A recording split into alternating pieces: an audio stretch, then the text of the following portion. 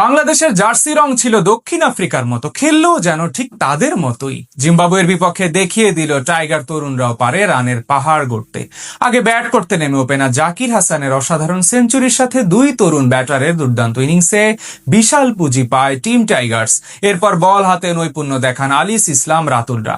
জিম্বাবুয়ের বিপক্ষে বাংলাদেশ দলের এমন পারফরমেন্স ও ফলাফল নিয়ে বাকিটা জানবো রিপোর্টে।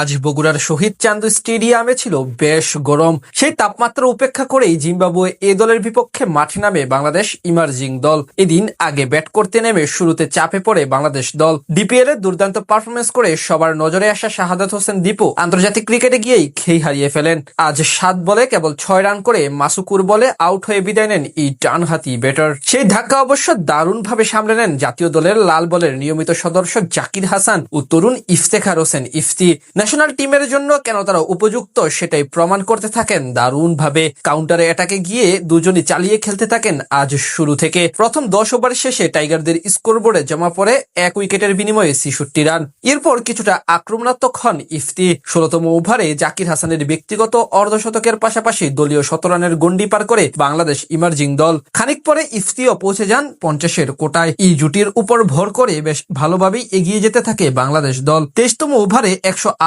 রানের সেই পার্টনারশিপ ভেঙে জিম্বাবুয়ে এ দলকে ব্রেক থ্রু এনে দেন আমির নাকবি। তার বলে বড় শট খেলতে গিয়ে শর্ট থার্ডম্যান অঞ্চলে থাকা ফিল্ডারের হাতে ক্যাচ দিয়ে বিদায় নেন 58 বলে 70 রান করা ইফতিখার হোসেন ইফতি। তবে নিজের ইনিংসে কোনো ভুল করেননি জাকির হাসান। অমিতের সাথে ছোট জুটি গড়ে 85 বলে ব্যক্তিগত সেঞ্চুরি পূরণ করেন এই ব্যাটার। এরপর আরো 19 রান যোগ করে নাকবির দ্বিতীয় শিকার বনে পেভিলিয়নের পথ ধরেন জাকির। ইয়াসির আলী রাব্বি ও অমিত হাসানের কাছ থেকে আসে যথাক্রমে 34 ও 31 রানের ইনিংস। 43তম ওভারে দলীয় 300 রানের গন্ডি পার করে বাংলাদেশ ইমার্জিং দল। শেষ দিকে ব্যাট হাতে ঝড় তোলেন রহনতুল্লাহ বর্ষণ। এই তরুণ ব্যাটার 3টি করে ছক্কা ও 4-এর সাহায্যে করেন 18 বলে 31 রানের ইনিংস। শেষ পর্যন্ত তার সেই ইনিংসেই ভর করে 364 রানের বড় পুঁজি পায় বাংলাদেশ ইমার্জিং দল। জবাব দিতে নেমে শুরুটা দারুণ করে জিম্বাবুয়ের দুই ওপেনার ইনোসেন্ট কাইয়া এবং ম্যাথিউ ক্যাম্পবেল।